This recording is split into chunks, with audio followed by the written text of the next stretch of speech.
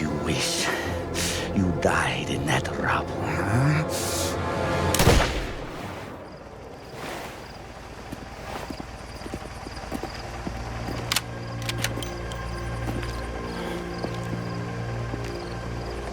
What are you doing here, Damiano?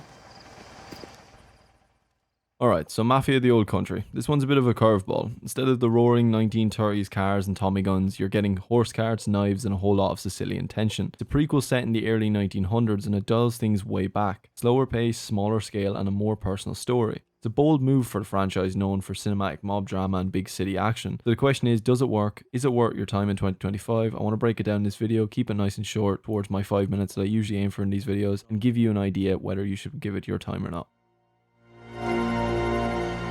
On my land?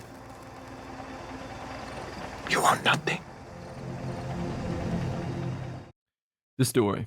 You play as Enzo Favera, a young Sicilian who's sold into the sulfur mines by his father. Not exactly a warm welcome. After a deadly accident, Enzo escapes and ends up working for Don Teresi, a rising figure in the local mafia. The story is tight and character driven. It's not trying to be a sprawling epic. It's focused, emotional, and surprisingly grounded. You've got betrayal, family drama, and a romance subplot with Isabella, the Don's daughter, that actually adds weight to the narrative.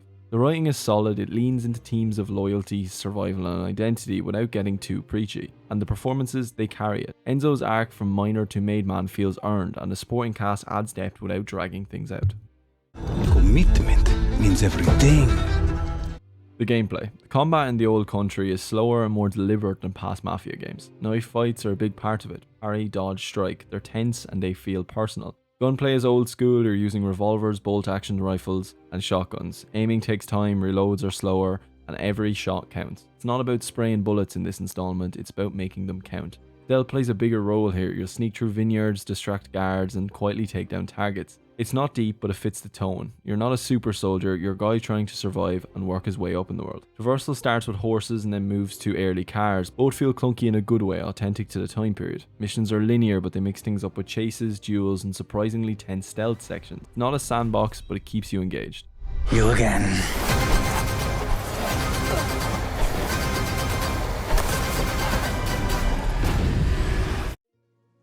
Visuals and atmosphere.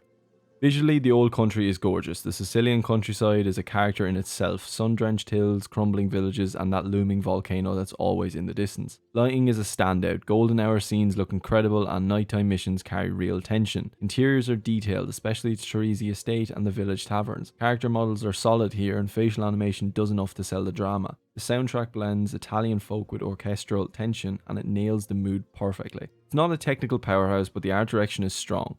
You feel like you're in a different time and that's the goal. It's immersive and it sticks with you. That's the family business. More or less. The pacing and structure. One thing worth mentioning is the pacing. This game takes its time. The first hour is slow, lots of setup, lots of walking and not much action. But once it gets going, it finds a rhythm. Missions are linear here, but they're well structured. You're not overwhelmed with side content or icons on a map. Instead, you're guided through a story that builds tension and pays off. Some players might find it slow, especially if they're coming from Mafia 2 or 3. But if you're here for the narrative, the pacing works. It gives the characters room to breathe and the world time to sink in. Can't you just go behind the bush like everyone else? I'm not everyone else. My final verdict.